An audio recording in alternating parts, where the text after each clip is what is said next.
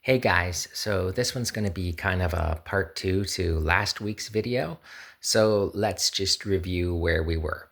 So the political spectrum has changed from what would be called in statistics a normal distribution or the bell curve to a bimodal distribution. Now, a bimodal distribution has two humps.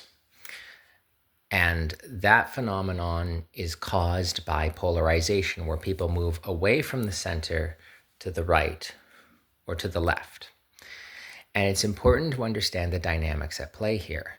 Why was Harris surging so much at the start of her campaign? And it is largely because at the start of her campaign, she had a message that appealed to people in this left hump over here. Now, the reason that matters is because if you are a Democrat or a liberal or whatever the centrist party in your country happens to be, you are never going to capture the people in the right hump. It's not going to happen.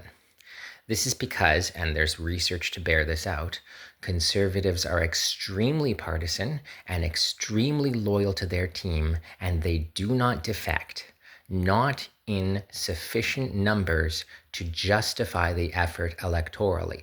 Now, putting aside the moral issues, because I have any number of moral issues with the things that appeal to the people in the right hump, but simply looking at it as a matter of statistics and electoral strategy, it just doesn't work. You're not going to get those people to defect. So you need to focus on the people on the left hump over here.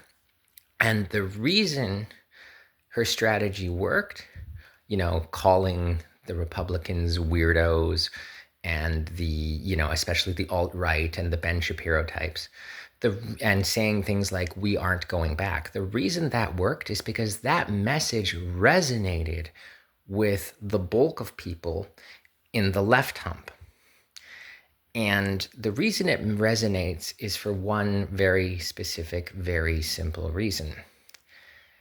There is a kind of social contract, and it looks a little something like this for most people. I only care what you do to the extent that it affects me. So, for instance, I'm not a big fan of the construction that is going on near my home. I've got autistic sensory issues, and the constant hammering and the jackhammers and the various forms of noise, it's quite painful for me. Now, that does not mean that I win all the time or in every single conflict. In this case, people need places to live, so this is one where I need to take one for the team and just put up with the noise until the construction is completed. But the point is that I only care because it's causing me direct pain. In things that do not affect me directly, that do not have any impact on my quality of life, I really don't care. I'm really not going to involve myself in what you do. If you want to get gender affirming care, gender affirming surgery, that doesn't affect me at all. So go ahead, go nuts. Doesn't affect me. If you want to have in vitro fertilization, that doesn't affect me. Go nuts. Do what makes you happy. I want you to be happy.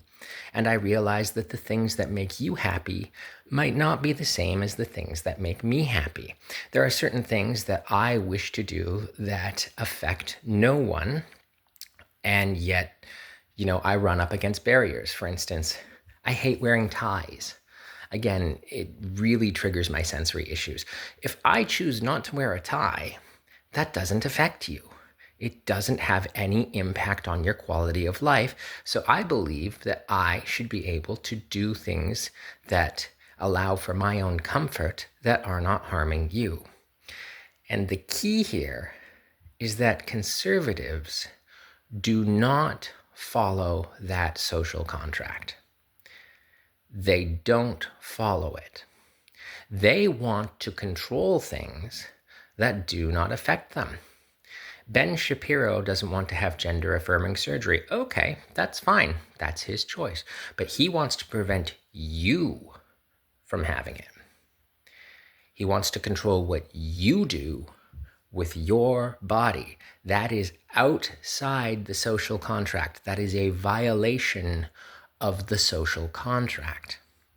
And that's why the message, "these people are weird," resonates so firmly with those of us in the left hump, because they are weird. Wanting to violate the social contract in that way is weird. In fact, they're not just weird, they're creeps. Creeps are the kind of people who want to control your body, who want to tell you who you can marry, who want to tell you that you have to live in certain neighborhoods, and so on and so forth, or that you can't immigrate or change countries. Creeps want to control what other people do, even when it doesn't affect them. And that's why the message that Harris was sending in the first month of her campaign was so strong, because it resonated with the people over here. And the people over here, they are the ones you need to capture if you want to win. Okay, that's it for now.